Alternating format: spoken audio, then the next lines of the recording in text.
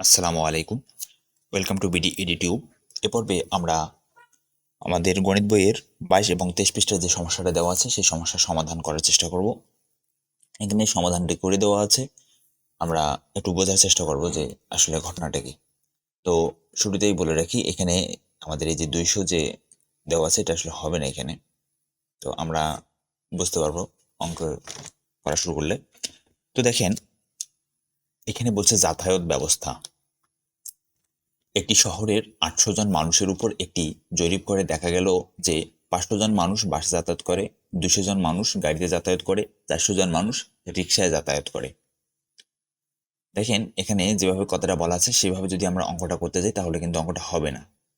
500 জন মানুষ বাসে যাতায়াত করে, 200 জন মানুষ গাড়িতে যাতায়াত করে, যদি আমরা যোগ করি তাহলে 5 2 700, এবং 400 জন মানুষ রিক্সায় যাতায়াত করে, তাহলে 700 আর 400 হচ্ছে আমাদের 1100 মানুষ হয়ে যাচ্ছে, অথচ মানুষ হচ্ছে আমাদের মোট কত, 800। তো এজন্য এটাকে আমাদেরকে এই ভেনচিত্রের সাহায্যে নিয়ে অঙ্কটা সমাধান করতে হবে।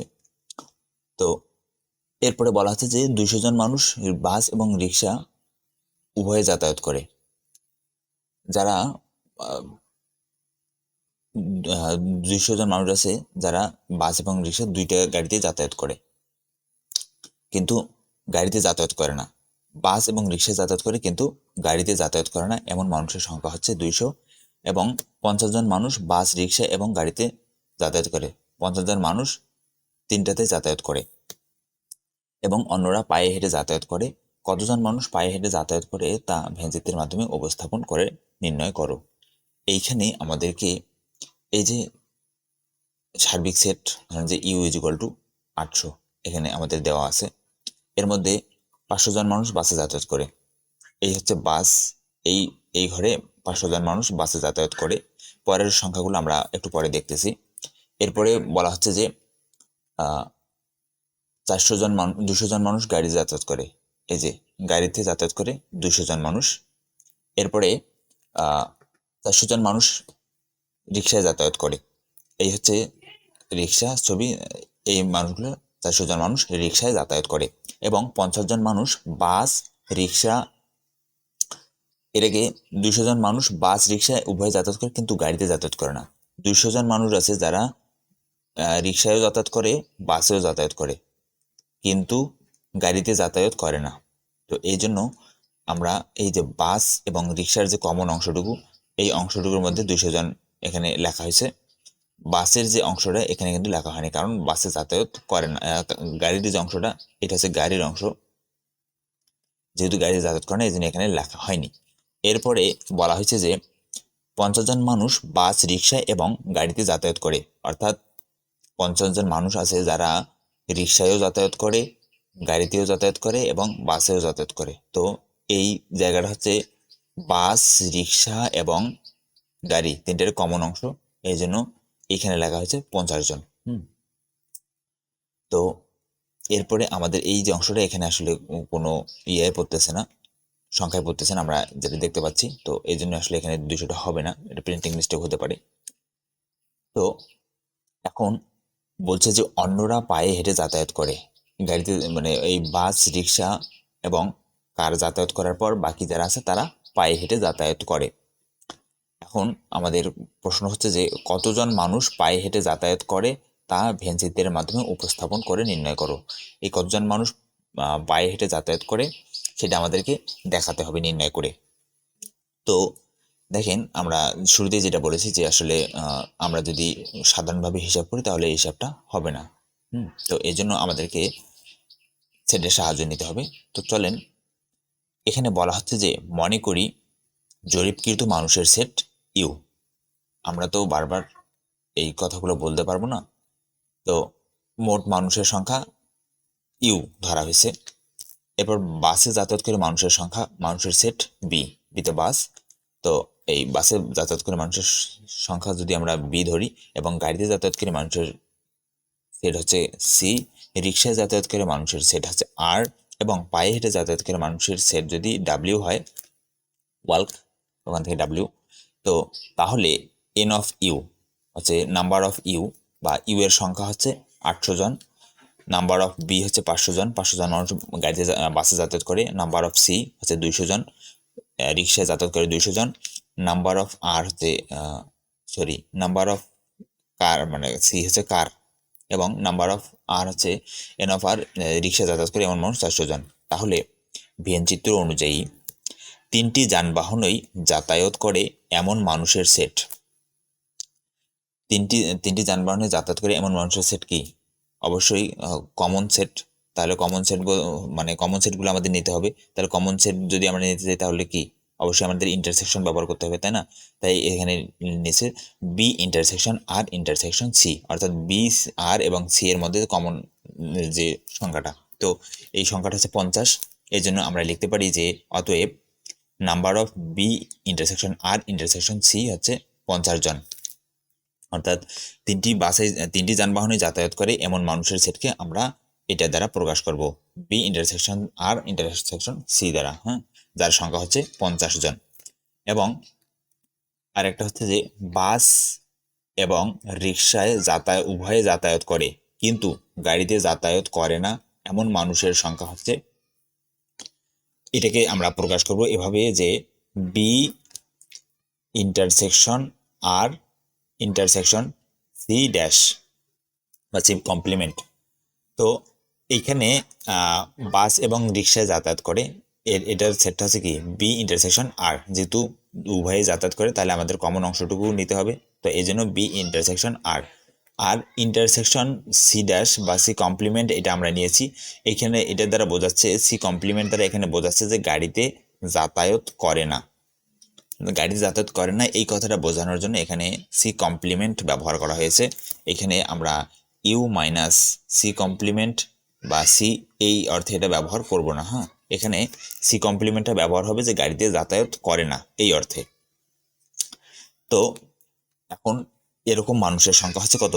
200 জন, যারা বাস এবং রিক্সায় যাতায়াত করে কিন্তু গাড়িতে যাতায়াত করে না। তাহলে এটাকে আমরা number of B intersection R intersection C complement equal to 200 জন লিখতে পারি। এখন আমরা যদি শুধু আলাদা আলাদাভাবে, অর্থাৎ বাসে কতজন যাতায়াত করে, রিক্সায় কতজন যাতায়াত করে এবং গাড়িতে কতজন যাতায়াত করে এই সংখ্যাটা আলাদা আলাদাভাবে বের করতে চাই, তাহলে আমাদের কি করতে হবে? এজন্য আমরা এখানে লিখে নিয়েছি যে শুধু বাসে যাতায়াত করে নাম্বার অফ বি মাইনাস, একটা বাসে যাতায়াত করে, এখান থেকে আমরা যদি bus number of B intersection R intersection C dash, bus এবং রিক্সা উভয়ে যাতায়াত করে কিন্তু গাড়িতে যাতায়াত করে না, এই সংখ্যাটা যদি বাদ দেই এবং এর সাথে 3টি যানবাহনে যাতায়াত করে এমন সংখ্যাটা যদি বাদ দেই, এই যে 3টি যানবাহনে যাতায়াত করে এমন মানুষের সংখ্যা হচ্ছে কি N of B intersection R intersection C, এই দুটো সংখ্যা যদি বাদ দেই তাহলে আমরা পাবো যারা শুধু বাসে যাতায়াত করে।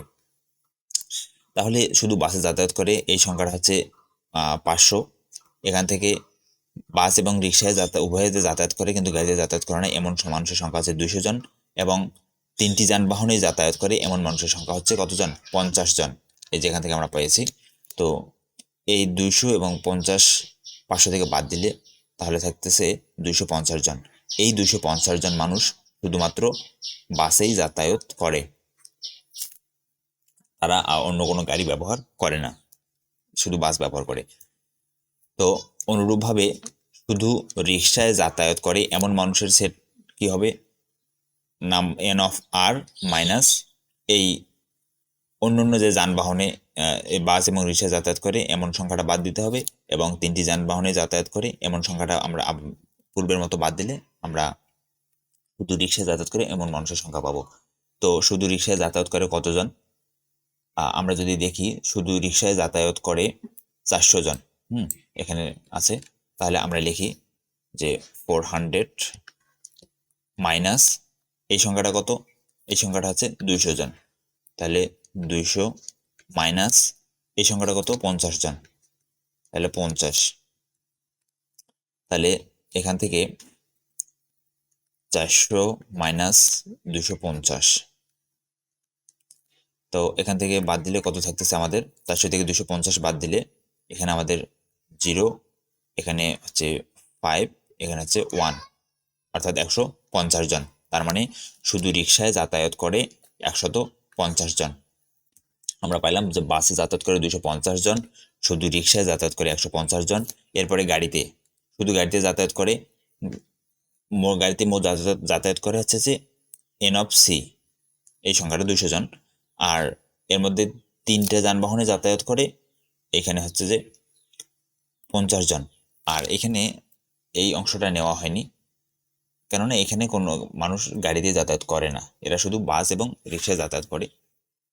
তো এই জন্য এই অংশটা আমাদের এখানে নেওয়া হয়নি। যেহেতু 3টা অংশ বা ওই 3টে যানবাহনেই যাতায়াত করে এমন মানুষের সংখ্যা 50 জন, সেই জন্য আমরা 200 জন থেকে 50 জন বাদ দিলে যে 150 জন থাকে, এরাই শুধুমাত্র গাড়িতে যাতায়াত করে। তো তাহলে আমরা পাইলাম যে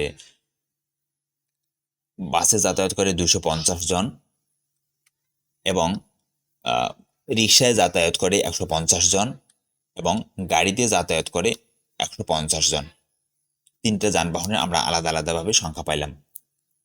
এরপরে বলছে যে অতএব কমপক্ষে যে কোনো একটি যানবাহনে যাতায়াত করে N of B union R union C.